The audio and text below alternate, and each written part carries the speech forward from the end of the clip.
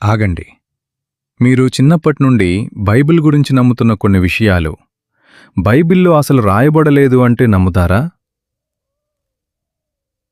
యేసును దర్శించిన జ్ఞానులు ముగ్గురే అని బైబిల్ ఎక్కడా చెప్పలేదు. ఆదాము హవ్వ తిన్న పండు యాపిల్ అని కూడా బైబిల్ చెప్పలేదు. మరియు ఒక గాడిద మనిషితో మాట్లాడిన సంఘటన కూడా బైబిల్లో నిజంగా ఉంది. ఇవి కల్పిత కథలు కాదు. ఇవి బైబిల్లో ఉన్న లేదా బైబిల్ చుట్టూ ఏర్పడిన నిజమైన ఆసక్తికరమైన విషయాలు. ఈరోజు అలాంటి 12 నిజాలు తెలుసుకోబోతున్నాం. చివరి కొన్ని మిమ్మల్ని బైబిల్ను మరో కోణంలో చూసేలా చేస్తాయి. మొదలు పెడదాం. వాయిస్ ఆఫ్ క్రైస్ట్ ఛానల్కు స్వాగతం. ఈ వీడియోలో చాలామందికి తెలియని 12 ఆసక్తికరమైన బైబిల్ నిజాలు తెలుసుకుందాం. మధ్యలో కొన్ని విషయాలు మీరు ఇప్పటికే విని ఉండవచ్చు, కానీ వాటి వెనుక ఉన్న అసలు నిజం మీకు ఆశ్చర్యం కలిగించవచ్చు. చాలామంది బైబిల్ను ఒకే పుస్తకంగా చూస్తారు, కాని వాస్తవానికి సాధారణ ప్రొటెస్టెంట్ బైబిల్లో 66 వేర్వేరు పుస్తకాలు ఉన్నాయి. పాత నిబంధనలో 39, కొత్త నిబంధనలో 27. ఈ పుస్తకాలు అనేక శతాబ్దాల కాలంలో వేర్వేరు రచయితల ద్వారా రాయబడ్డాయి. వారిలో రాజులు ఉన్నారు, కవులు ఉన్నారు, ప్రవక్తలు ఉన్నారు, జాలర్లు ఉన్నారు, ఒక వైద్యుడు కూడా ఉన్నాడు. అంటే బైబిల్ ఒకే రోజులో లేదా ఒకే వ్యక్తి రాసిన గ్రంథం కాదు, వేర్వేరు కాలాల్లో ఏర్పడిన గ్రంథాల సమాహారం. అయినా ఇందులో సృష్టి నుండి విమోచనం వరకు ఒక పెద్ద కథనం కొనసాగుతూ కనిపిస్తుంది.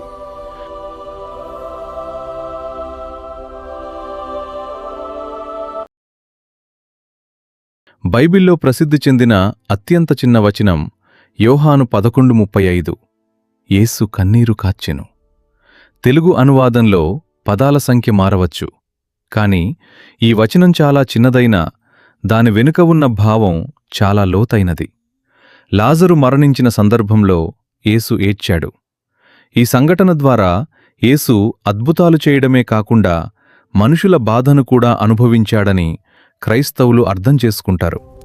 కొన్నిసార్లు చాలా చిన్న వాక్యంలో కూడా చాలా పెద్ద సందేశం ఉంటుంది. బైబిల్లో అతి పొడవైన అధ్యాయం కీర్తనలు 119, మొత్తం 176 వచనాలు. కాని అసలు ఆసక్తికరమైన విషయం దాని నిర్మాణం. హీబ్రూ వర్ణమాలలో 22 అక్షరాలు ఉన్నాయి.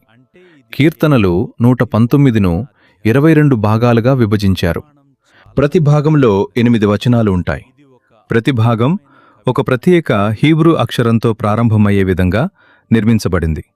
అంటే ఇది కేవలం పొడవైన అధ్యాయం మాత్రమే కాదు, చాలా క్రమబద్ధంగా రూపొందించిన ఒక ప్రత్యేక కవితా నిర్మాణం కూడా. ఆదికాండము ప్రకారం బైబిల్లో నమోదైన అత్యధిక వయస్సు మెతూషెలది. అతను 969 సంవత్సరాలు జీవించాడని ఆదికాండము చెబుతుంది. ఆదాము, సేతు, నోవాహు వంటి ఇతర ప్రారంభ తరాల వ్యక్తులు కూడా చాలా దీర్ఘకాలం జీవించినట్లు వర్ణించబడింది. జలప్రళయం తర్వాత వచ్చే తరాలలో ఈ వయస్సులు క్రమంగా తగ్గుతూ కనిపిస్తాయి. ఈ సంఖ్యలను ఎలా అర్థం చేసుకోవాలి అనే విషయంపై బైబిల్ పండితులకు, వేర్వేరు సంప్రదాయాలకు భిన్నమైన అభిప్రాయాలు ఉన్నాయి. కానీ బైబిల్ కథనంలో మెతూషెల 969 సంవత్సరాల వయసుతో ప్రత్యేకంగా నిలుస్తాడు. ఇప్పటివరకు చెప్పినవి ఆసక్తికరంగా అనిపించాయా? అయితే తర్వాతి విషయం గురించి ఆలోచించండి. మీరు చిన్నప్పటి నుండి విన్న క్రిస్మస్ కథలోని ఒక అత్యంత ప్రసిద్ధ విషయం బైబిల్లో అసలు ఆ విధంగా రాయబడలేదు. యేసు జననం గురించి చెప్పినప్పుడు చాలామంది 3 రాజులు వచ్చారని చెబుతారు. కాని మత్తయి సువార్తలో వారి సంఖ్య 3 అని చెప్పలేదు. వారిని సాధారణంగా జ్ఞానులు లేదా మాజాయి అని పిలుస్తారు. వారు యేసుకు 3 రకాల కానుకలు తీసుకొచ్చారు: బంగారం, సాంబ్రాణి మరియు బోళం. ఈ 3 కానుకల కారణంగా తర్వాతి సంప్రదాయాల్లో వారు ముగ్గురని భావించడం ప్రాచుర్యం పొందింది. వారు రాజులని కూడా మత్తయి సువార్త స్పష్టంగా చెప్పదు. కాబట్టి బైబిల్ చెప్పేది ఒకటి, తర్వాతి సంప్రదాయాల్లో ఏర్పడిన చిత్రం ఇంకొకటి. ఆదాము హవ్వ తిన్న పండు యాపిల్ అని మనలో చాలామంది అనుకుంటారు. కాని ఆదికాండము ఆ పండు ఏ రకమైనదో చెప్పదు. అది కేవలం నిషేధించబడిన చెట్టు యొక్క ఫలమని మాత్రమే వర్ణిస్తుంది. కాలక్రమేణా పాశ్చాత్య కళ మరియు సంప్రదాయాలలో ఆ పండును యాపిల్గా చిత్రించడం ప్రాచుర్యం పొందింది. దీనికి లాటిన్ పదాల మధ్య ఉన్న పదప్రయోగం కూడా ఒక కారణంగా చెప్పబడుతుంది. అయితే ఒక విషయం మాత్రం స్పష్టం, బైబిల్ ఎక్కడా అది యాపిల్ అని చెప్పలేదు.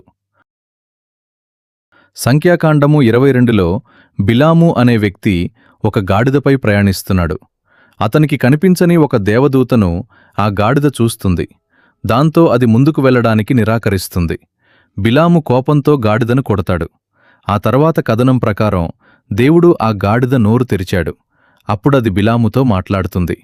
నేను నీకు ఏమి చేశాను అని ప్రశ్నిస్తుంది. బైబిల్లోని అత్యంత అసాధారణమైన, గుర్తుండిపోయే సంఘటనల్లో ఇది ఒకటి. క్రైస్తవ విశ్వాసంలో త్రిత్వ సిద్ధాంతం చాలా ముఖ్యమైనది. తండ్రి, కుమారుడు మరియు పరిశుద్ధాత్మ గురించి ఈ సిద్ధాంతం మాట్లాడుతుంది. కానీ ఆసక్తికరమైన విషయం ఏమిటంటే, ట్రినిటీ అనే పదం బైబిల్లో కనిపించదు. ఈ పదం తరువాత క్రైస్తవ వేదాంత చర్చల్లో ఉపయోగంలోకి వచ్చింది. సాధారణంగా టెర్టూలియన్ అనే ప్రారంభ క్రైస్తవ రచయిత లాటిన్ పదమైన త్రినితాస్ను ఉపయోగించిన వ్యక్తిగా గుర్తించబడతాడు. అంటే భావనకు సంబంధించిన వచనాలను క్రైస్తవులు బైబిల్లో చూస్తారు, కానీ ట్రినిటీ అనే నిర్దిష్ట పదం మాత్రం బైబిల్లో లేదు. ఈరోజు మనం సులభంగా ఇలా చెబుతాం, యోహాను 3:16. కానీ బైబిల్ మొదట రాయబడినప్పుడు ఈ విధమైన అధ్యాయాలు, వచనాల సంఖ్యలు లేవు.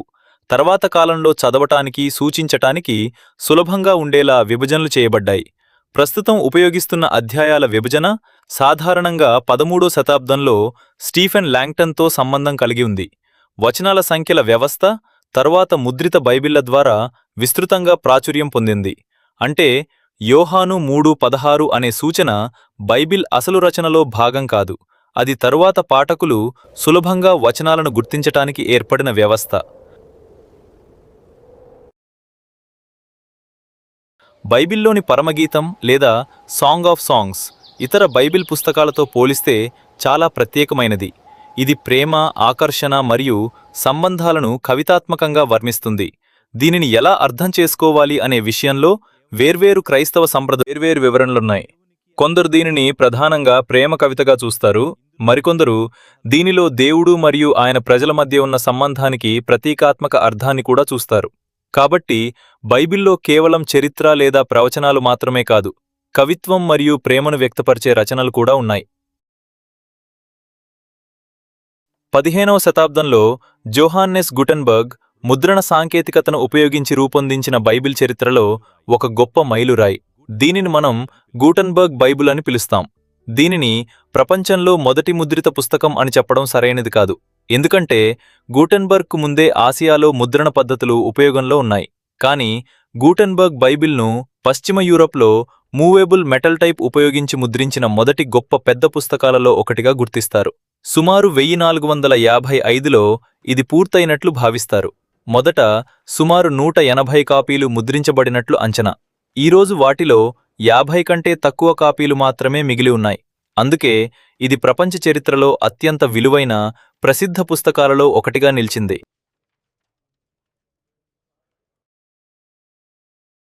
ఈరోజు బైబిల్ ప్రపంచంలో అత్యంత విస్తృతంగా అనువదించబడిన పుస్తకాల్లో ఒకటి. బైబిల్ అనువాద కార్యక్రమాలు ఇప్పటికీ కొనసాగుతున్నాయి. యునైటెడ్ బైబిల్ సొసైటీస్ విడుదల చేసిన 2025 గణాంకాల ప్రకారం ఆ ఒక్క సంవత్సరంలోనే 100 భాషల్లో కొత్త, మొదటి లేదా సవరించిన బైబిల్ అనువాదాలు ప్రచురించబడ్డాయి. డిజిటల్ బైబిల్ లైబ్రరీలో వేలాది భాషల్లో బైబిల్ లేదా బైబిల్ భాగాలు అందుబాటులో ఉన్నాయి. అంటే వేల సంవత్సరాల క్రితం రాయబడిన గ్రంథాలు ఇప్పటికీ కొత్త భాషల్లోకి అనువదించబడుతూనే ఉన్నాయి. బైబిల్ ప్రయాణం ఇంకా కొనసాగుతూనే ఉందని చూపించే ఒక ఆసక్తికరమైన నిజమిది. ఈ 12 నిజాల్లో మీకు ఏది ఎక్కువగా ఆశ్చర్యం కలిగించింది? కమెంట్స్లో ఆ ఫ్యాక్ట్ నంబర్ రాయండి. ఉదాహరణకు ఫ్యాక్ట్ 5 లేదా ఫ్యాక్ట్ 11. మీకు ఈ వీడియో ఆసక్తికరంగా అనిపించి ఉంటే దాన్ని ఇప్పుడే మీ కుటుంబ సభ్యులతో, స్నేహితులతో షేర్ చేయండి. ఇది ఒక్క క్షణమే పడుతుంది, కానీ మరొకరికి ఇది ఎంతో ఉపయోగపడవచ్చు. ఇలాంటి బైబిల్ కథలు, లోతైన విషయాలు, ఆసక్తికరమైన నిజాల కోసం వాయిస్ ఆఫ్ క్రైస్ట్ ఛానల్ను సబ్స్క్రైబ్ చేయండి. మరొక వీడియోలో మళ్ళీ కలుద్దాం. దేవుడు మిమ్మల్ని ఆశీర్వదించుగాక. ఆమేన్. వందనాలు.